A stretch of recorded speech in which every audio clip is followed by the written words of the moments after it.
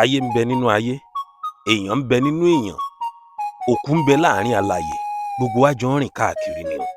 Ẹ̀yin olólùfẹ́ ìkànnì yìí, ẹ mà káàbọ̀ sórí ìkànnì yìí lẹ́yìn ìtàgé níbi tá a ti ń ṣe àtúpalẹ̀ sinimá Yorùbá fún yín, èyí tó ẹ̀ṣẹ̀ jáde tàbí èyí tó ń bọ̀ lọ́nà tàbí èyí tá a ti wò lọ́jọ́ tó ti pẹ́, ibí yìí la ti ń ṣe àtúpalẹ̀. Ẹ má gbàgbé o láti subscribe sórí ìkànnì yìí, ẹ lè máa rí gbogbo àwọn notifications wa bá a bá ṣe ń drop back to back.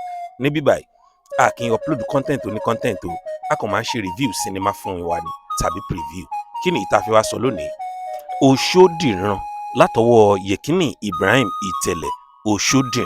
Òṣódìran lẹ́yìn wákàtí mẹ́rìnlélógún after 24 hours sinimá yìí ti ní 2.1 million views. Bá a ṣe ń sọ̀rọ̀ báyìí ó sì wà ní 2.1 million views. Ìyẹn ni pé akọ́ṣẹ́ ni Ibrahim Yekini Ìtẹ̀lẹ̀ ṣe nínú iṣẹ́ yìí. Òṣódìran, ṣẹ́yìn náà ti wo Òṣódìran àbẹ́ ẹ̀ tí wò?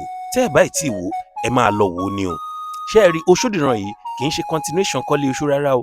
Ihun tó ti ṣẹlẹ̀ kí Kọ́lé Oṣó tó wá sáyé rárá òun ni. Tẹ́yìn náà bá ṣàkíyèsí ẹ rí i pé Yekini Ibrahim Ìtẹ̀lẹ̀ Kọ́lé Oṣó lorúkọ ẹ̀ nínú sinimá Kọ́lé Oṣó tá a wò, ṣùgbọ́n nínú eléyìí báyìí Òṣódìran òun ló ń jẹ́. Gbogbo ẹ̀yin olólùfẹ́ apá ṣe rí i pé wọ́n ti mú apá náà wọnú iṣẹ́ yìí báyìí àti ọ̀pọ̀lọpọ̀ àwọn cast ni wọ́n ti mú wọ̀. Ṣé ẹ rántí ìyá ayé àti bàbá ayé nínú iṣẹ́ yìí? Ṣé ẹ rántí ẹfun? Ṣé àwọn kì í ṣẹfun ló tún jẹ́ báyìí ní ìsìn ọ̀gá? Àti pé iyọ̀, ṣé lóòótọ́ ni iyọ̀ kú? Níbo ni òkú iyọ̀ wà? Ṣé iyọ̀ fúnra rẹ̀ mọ̀ pé òun ti kú ṣá? Àwọn ẹbí ẹ̀ ṣé wọ́n mọ̀ pé iyọ̀ ti kú? Ó ń ya gbogbo èèyàn lẹ́nu. Òun mo fi sọ níbẹ̀rẹ̀ pé ayé tá a wà yìí ayé jìn o. Èèyàn wà nínú alààyè, òkú wà nínú alààyè, alààyè ń bẹ nínú òkú. Ẹ̀yin lọ wo sinimá Òṣódìran lónìí lórí Ìtẹ̀lẹ̀ The Icon Studio kẹ́ ẹ lè mọ nǹkan tí mò ń sọ. Ṣé ẹ̀yin náà ń retí apá kejì sinimá yìí àbẹ́ ẹ̀ retí ẹ̀? Tẹ́ ẹ bá ń retí apá kejì sinimá yìí ẹ máa fi sí comment section wípé we are waiting for part 2. Bẹ́ẹ̀ ò bá dẹ̀ retí apá kejì, gbogbo àtẹ̀ là ń retí apá kejì náà àfi tá a bá yẹ parọ́. Gbogbo àwọn tó ṣiṣẹ́ nínú sinimá yìí akọ́ṣẹ́ ni wọ́n ṣe o.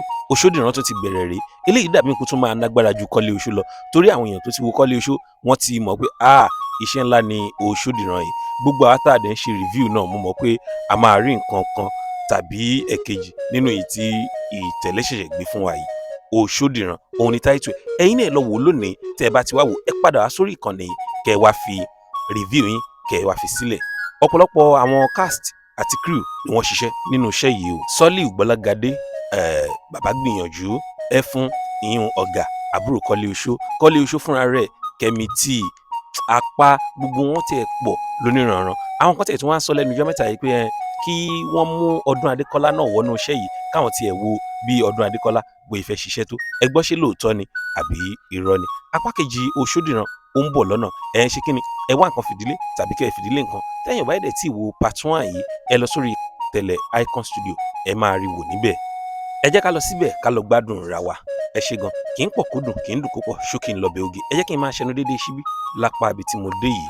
Títí ìgbà míì tèmi àti yín tá ò tún máa fi pàdé, a ò ní jọ ẹni tí wọ́n wá o. Ó dàbọ̀.